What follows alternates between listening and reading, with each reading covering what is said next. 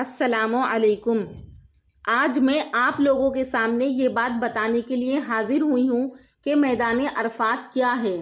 ناظرین، میدان عرفات مکہ سے مشرق کی جانب طائف کی راہ پر 21 کلومیٹر دور ایک بڑا وسیع اور عریض میدان ہے، جہاں دنیا کے گوشے گوشے سے آنے والے حاجی لوگ 9 ذی الحجہ کو جمع ہوتے ہیں اور یہ عرفات نامی پہاڑی سے گھرا ہوا ہے۔ 9 ذی الحجہ سے پہلے یہ میدان سنسان رہتا ہے، جبکہ حج کے دن کسی شہر سے کم نہیں لگتا۔ میدان عرفات حدود حرم سے باہر ہے۔ میدان عرفات چٹیل میدان ہوا کرتا تھا، لیکن اب وہاں سہولت کی ساری چیزیں موجود ہیں اور میدان عرفات کے بیچ جبل رحمت ہے۔ عرفات مکہ سے باہر ایک میدان ہے۔ یہ بہت پاک جگہ ہے۔ اللہ تعالیٰ نے اس جگہ کی قسم قرآن میں کھائی ہے۔ حج کرنے کے دوران یہاں رکنا ضروری ہے۔ اگر عرفات کے میدان میں نہ جائیں تو حج قبول نہیں ہوگا۔ جبل رحمت ایک پہاڑی ہے جو عام طور پر جبل عرفات کے نام سے جانی جاتی ہے، اور یہ ایک چھوٹی سی پہاڑی ہے جس پر کھڑے ہو کر آپ صلی اللہ علیہ وسلم نے خطبہ حجۃ الوداع دیا تھا۔ اس کی تاریخی حیثیت یہ ہے کہ حضرت آدم اور حوا علیہ السلام کو جنت سے بھیجے جانے کے بعد کئی سالوں بعد اس مقام پر یہ لوگ دوبارہ ملے تھے۔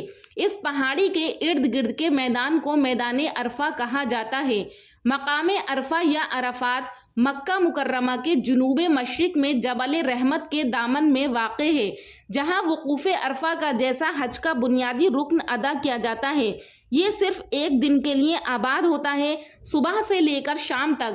میدان عرفات کو عرفہ کیوں کہا جاتا ہے؟ تو عرفہ کے معنی جاننے اور پہچاننے کے ہیں۔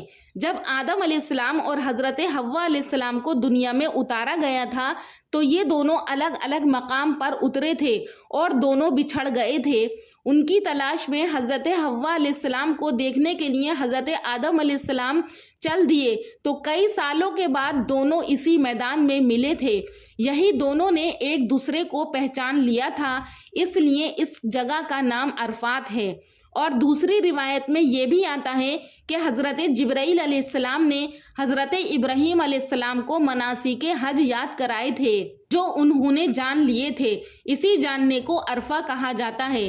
تیسری وجہ یہ ہے کہ لوگ اس مقام پر اپنے گناہوں کا اعتراف کرتے ہیں اور معافی مانگتے ہیں، اور یہیں پر حشر بپا ہوگا قیامت کے دن، اور دنیا کے تمام لوگ اللہ کو پہچان لیں گے۔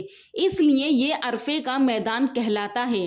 ناظرین، اس میدان کا ذکر قرآن میں موجود ہے، اور حضور صلی اللہ علیہ وسلم کا ارشاد ہے کہ وقوف عرفہ ہی حج کا سب سے بڑا رکن ہے، اور یہیں پر آپ صلی اللہ علیہ وسلم نے آخری خطبہ فرمایا، اور آپ صلی اللہ علیہ وسلم پر یہ آیت نازل ہوئی کہ ہم نے تمہارے لیے تمہارے دین کو مکمل کر دیا۔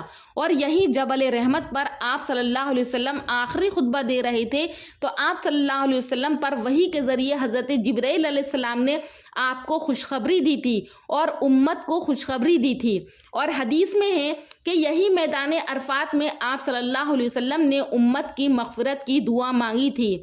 میدان عرفات کے بہت زیادہ فضائل حدیث کے اندر بیان کیے گئے ہیں، اور اسی میدان کے اندر جمع ہو کر تمام حاجی لوگ اپنے گناہوں کا اعتراف کرتے ہیں۔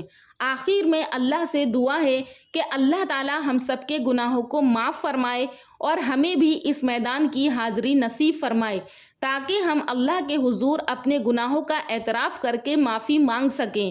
انشاءاللہ پھر حاضر ہوں گی آپ لوگوں کے سامنے ایک نئے ٹاپک کے ساتھ۔ تب تک کے لیے اللہ حافظ۔